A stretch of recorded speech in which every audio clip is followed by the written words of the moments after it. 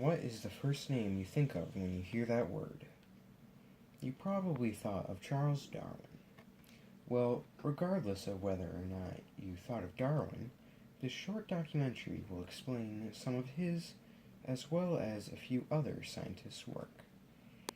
It will also go over several misconceptions about evolution. While Darwin may have been a part of the advancement of evolutionary theory, the idea was actually around before Darwin. Some scientists that Darwin used to help him figure out evolution are Charles Lyell, who proposed that the Earth was millions of years old, Jean Lamarck, who was one of the first scientists to understand that change happens over time, and Thomas Malthus, who observed that babies were born faster than they died.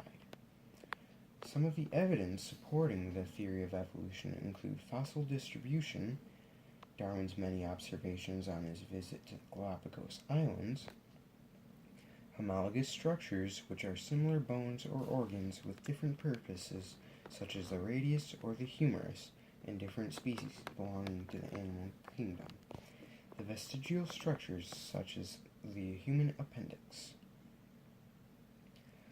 The first misconception is that organisms can actually try to adapt.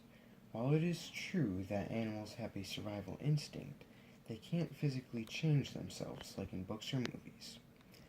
This picture is relevant to this subject because in the book that it was found in, it was able to eat other creatures' dead bodies and use their skeleton, or just some of their bones, to create their own skeleton that will help them survive where they live. But that's not how adaptation really happens. How it actually happens is animals with the best genes for their specific environment are the most likely to survive long enough to pass those genes on to the next generation. This process can over time change a species drastically. For example, during Darwin's visit to the Galapagos Islands, he noticed that the islands held many different variations of finches. Each of them adapted so that their characteristics fit how they ate, slept, and acted. Another misconception is that evolution is not observable or testable. For this misconception, we will again go back to Darwin's observations on the Galapagos Islands. If you look to the previous picture, you will see that finches, even though they are very different, they still have characteristics that identify them as finches.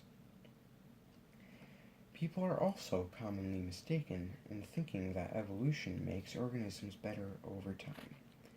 They are actually incorrect because while changes to the species may make them temporarily better suited to their current environment, one small change could become devastating to that species' long-term survival. The next misconception is that gaps in the fossil record disprove evolution. This misconception can usually be chalked up to the fact that at the times these gaps in the fossil record were created, the conditions were too harsh or wrong for fossils to form. Also, the vast majority of the Earth is still unexplored in a way that would allow us to come across these fossils. The final misconception is that natural selection is the only way that a population can change over time. Other factors that can change the population are the effects of human interference, artificial selection, which is how humans select individual animals or plants to breed together in order to get a desired characteristic, and mass extinction events resulting from unexpected natural disasters which happen too fast for any affected species to adapt, such as a large meteor that was only big enough to damage an area housing animals found nowhere else. So the 5 common misconceptions were that organisms can actually try to adapt, that evolution makes an organism better over time, that gaps in fossil records disprove evolution, that evolution is not observable or testable, and that evolution is the only way a species can change.